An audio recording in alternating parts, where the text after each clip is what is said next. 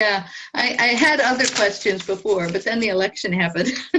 So I was kind of thinking, a lot of GBV is about, thinking about if you were going to do something effectively, how could you do that? And as opposed to wondering whether you can. So I was just wondering if there were any tips, any either experiences you've had already or things that you've observed others doing that you think will be helpful in dealing with the kinds of difficult conversations that we all are already having about this election. So in other words, sharing the strategies.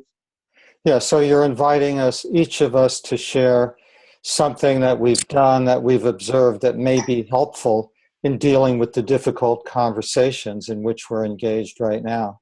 Okay, yeah. Everybody got that? And, if we say how many of us, there are 8 of us here. If each of us can take roughly a couple of minutes, roughly 2 minutes, to share your own, I think it's a beautiful question of what has each of us learned about how to have these kinds of difficult conversations. For those of, and if, we'll think roughly 2 minutes. If someone's going on considerably longer, I may just do the reminder bell. Would anybody like to start? For those of you that I can see on the screen, just signal, and you can start this.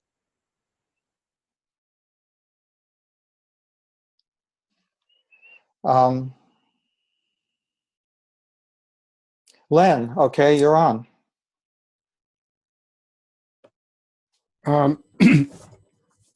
In the experiences that Libby and I have had through the years, we used to start with issues, having people talk about issues. You can imagine how hard that was with the Israelis and Palestinians, for instance. And we have found that when you talk about issues, you hit a wall. And it ends up being not what Rumi said, out beyond right doing and wrongdoing. There is a field, I'll meet you there. It is not that field. It is about being right and wrong. And so what we discovered that works better with people is to first discover who is the other human being. Who are you? What is your story? And within that, why does this mean so much to you? Or what does this mean to you? How does it relate to your life experience? What does it touch in you? Because Maya Angelou reminds us that the deepest pain we carry within us is our untold story. So it seems, since dialogue is about meaning, and the same thing can mean different things to different people, we find it more helpful to begin just listening to the person's story and what has meaning for them, and even why this issue has meaning for them. So you know the other human. And that person feeling heard and being able to hear them changes the nature in the room that makes it safer and where everybody feels more open. Thank you, Lynn. Beautiful opening from your deep wisdom and experience in this. Debbie, it looks like you'd like to speak, yeah? Unmuting yourself. There you go. I just, Len, it's very interesting because that's exactly, more or less what I wanted to say that right away is that when we're discussing issues, we first have to understand the person behind the issue and really relate to the person as a person and understand where they are. And once we can see where a person is, like what's important and what their life story is, then we can understand what they're trying to say. And even if we disagree, just the fact that we validate another person, understand their values, it means that we can hold dialogue. So that's how I've always worked with difficult situations, and especially anything. And just on a humorous note, humor also is a very, very important part of dealing with other people. If you can share humor together, you've really broken all barriers. And one of the things I recently heard one of my friends said was, when we were in school, we always learned that anybody can become president. And we have improved. So we definitely has been shown that what we learned in school was correct. So that's Okay, thank you, Debbie. Anyone like to go next? What have you observed? What have you practiced as a way of a productive sharing of values in difficult situations? Hello. Hello. Ofu? Yes. Thank you, Mary. My own experience is this. I have this experience that in a society we live, we are different. And in a corporate society, just like talking about corporate leadership, people in that environment are coming from different sects of life with personal different interests personally and different interests in their cultural behavior, and also professional difference in their professional aspiration. And most of the times in that environment, if each and everyone in that environment do not take into account the reality that we are different from different backgrounds, you find out that there will be a sort of racial or tribalical propaganda of self. And in that sort of situation, you see that different people will feel frustrated. And I come to the point you made about listening. I think the experience that we have been practicing of bringing diversities in conflicts together is to discover the efficacy of listening in transcending differences that put fear and that create the ignorant about the other in an environment that they share. So I think that it is very, very important to continue in any corporate environment or cultural environment or diverse to foster the education on listening skill, whereby everyone will have that openness to hear from the other. Irrespective, sometimes you see people calling the other minority or the other lower citizens. You find that just such kind of approach hurts. And in terms of your topic of giving values, is very necessary that in any environment we allow everyone to be heard, to create that interconnectedness. I think that will be very helpful to heal either in leadership in a corporate world or in a community of indigenous cooperation or in a religious community cooperation.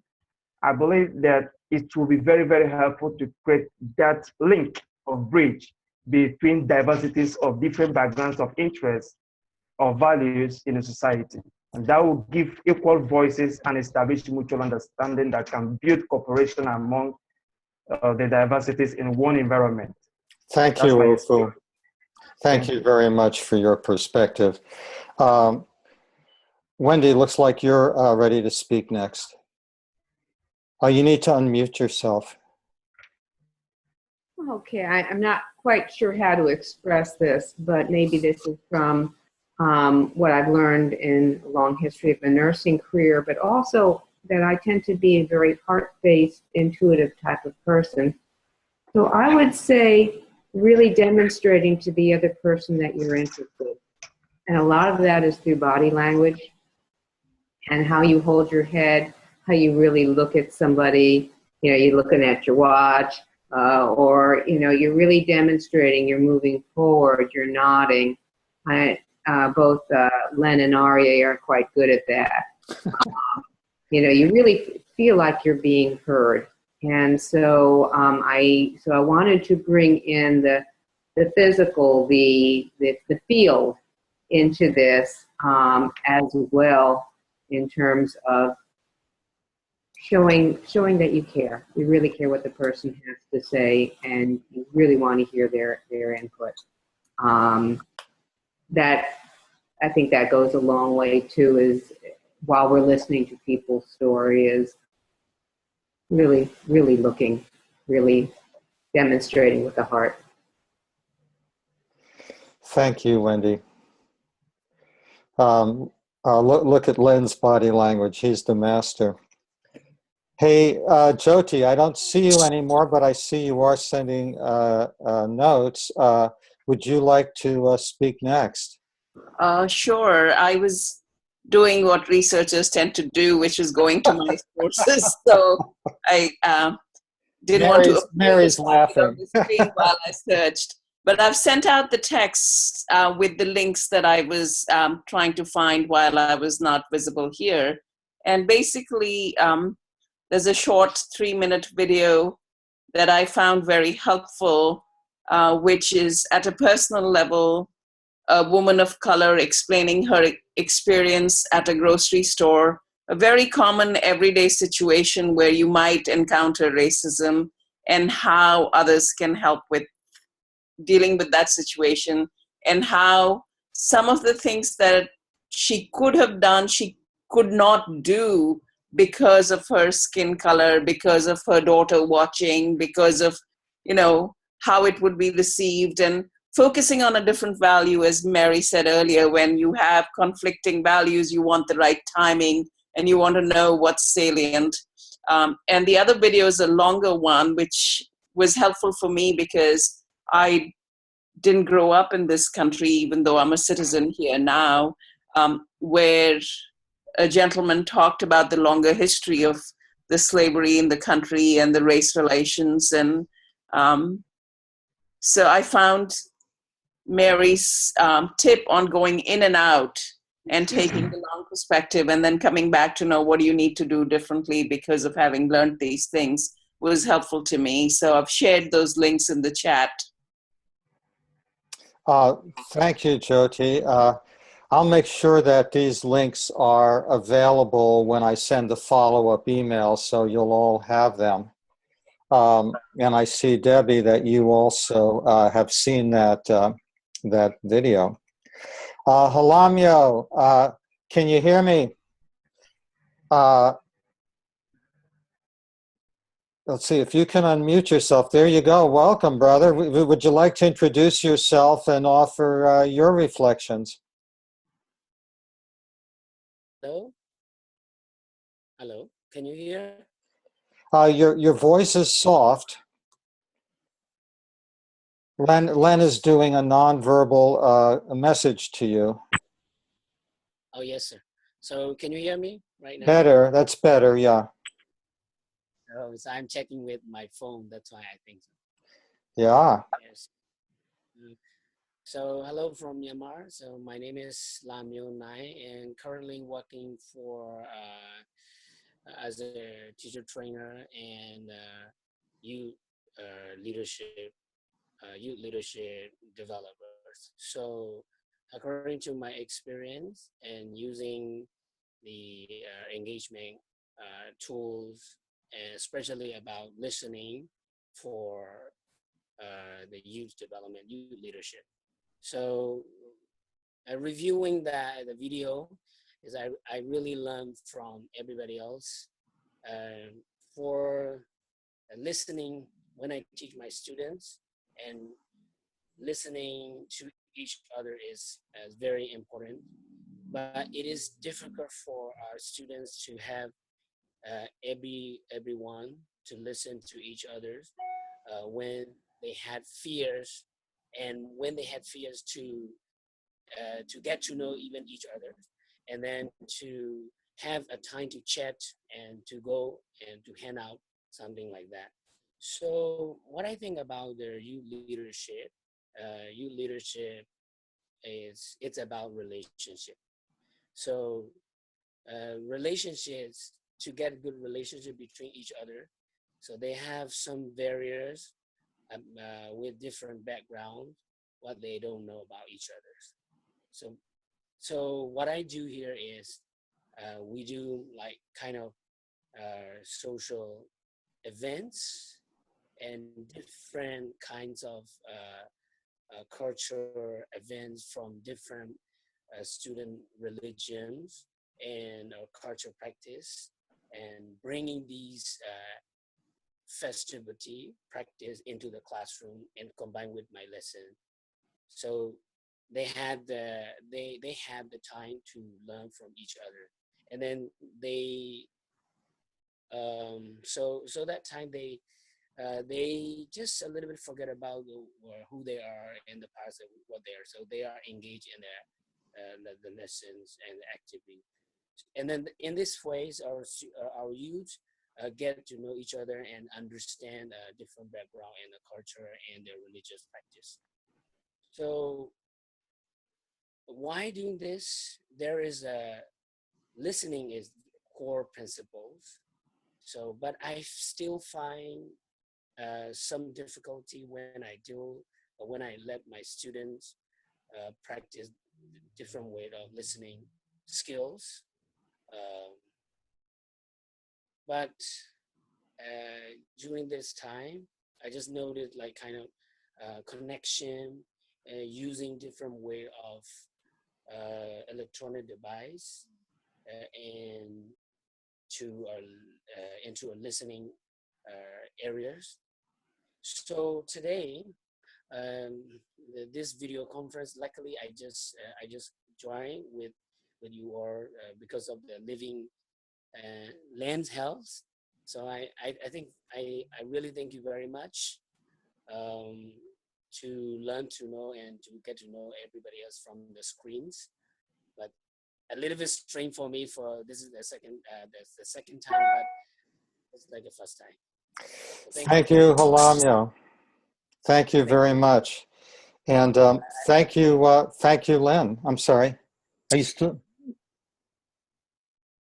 And thank you, Len, for inviting him. I hope you'll come back and we can hear more about you and you know what your life and your work are about. So thank you for joining us. Thank you for this time. Okay. Awesome. Has everybody gone except me? Is that right?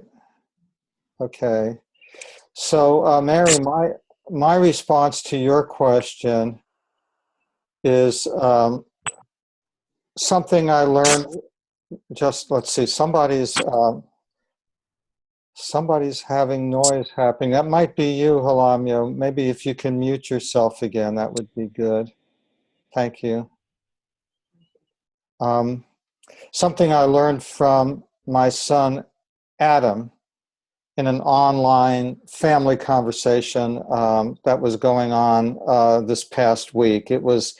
There were various family members, as I had alluded to, with really strong feelings. And, you know, as it can happen online, right? So people were getting worked up and starting to hurl insults at each other. And Wendy and I decided we were just going to walk away from this. We didn't want to be there. So we walked away from the family discussion. But Adam, who's 31 years old now, he just decided, he's just been reading Gandhi and reading Martin Luther King, and has sort of come to the understanding that he wants to be a nonviolent love warrior. That's who he is. So somebody would hurl an insult at him, And he would respond by saying, I understand your viewpoint, sister. Maybe you can teach me something. And then she would get angrier. What do you mean, teach you something? It's not my job to teach you. Why the hell don't you, white privileged male, learn yourself? You know, and he would say, well, you've got a point there. You know, and I've been speaking and reading about nonviolence for a long time, but in this situation, I got to see my son really practicing it in a very sincere way in action, that he could cut through the insults to a deeper place and see something to really love, something that was really valuable about the other person. So he made me realize that I've got a long way to go.